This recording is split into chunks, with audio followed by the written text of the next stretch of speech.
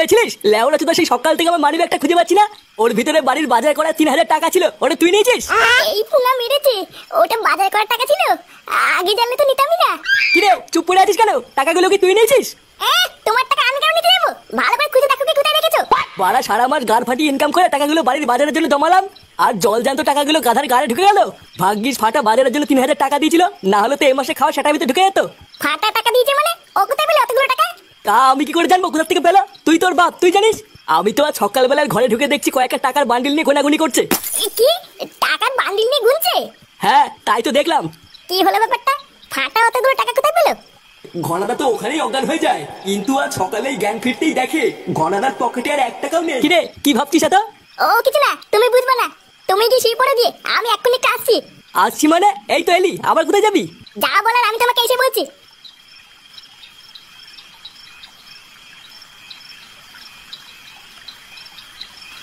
কি কি সব আলবাল বলছিস তুই এগুলো? হ্যাঁ বড়া, আমি কোনো আলবাল বলছি না, লেওরা আমি 100% শিওর। কিন্তু ফুটো এটা কিভাবে সম্ভব? ফাটা ওইটুকু একটা ছেলে, ও এগুলো কিভাবে করবে? ওইটুকু মারাচ্ছে, লেওরাটা বাল পাকা মিনছে। তোরা মিলিয়ে নিস, এর পিছনে ফাটারই হাত আছে, না হলে ওর কাছে অত টাকা কোথা থেকে আসবে? পল্টুদা, ফুটো এইসব কি বলছে কিছুই তো বুঝতে পারছি না। তোদের অত লেওরা বুঝে লাগবে না, তোরা আজ রাতেই সব প্রমাণ পেয়ে যাবি।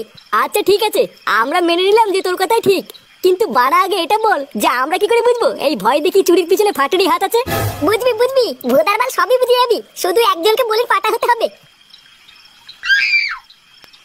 এই পল্টুদা, এটা তোমরা আমার দিকে এইভাবে তাকিয়ে আছো কেন?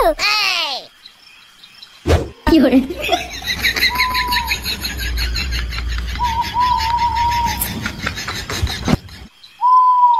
মারা একবার যদি হাতের কাছে পাই, যা সেটা ভাঙবো না।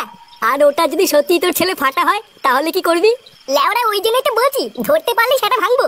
আচ্ছা ল্যাংচের একবার আওয়াজ পেলেই দৌড়ে গিয়ে সেটা ভাঙা শুরু করবি। কে আছে মারা অত দেখা লাগবে না।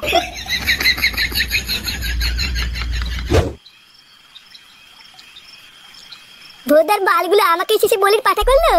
এখন আমার যদি কিছু হয়ে যায় তাহলে এর দায় কে নেবে?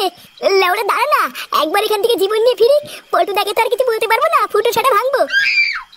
ভোদা এটাও তো বুঝতে পারছি না কোন গাছ থেকে ভূতটা এসে নামবে। না যাই বাবা, আর একটু সামনে এগিয়ে যাই।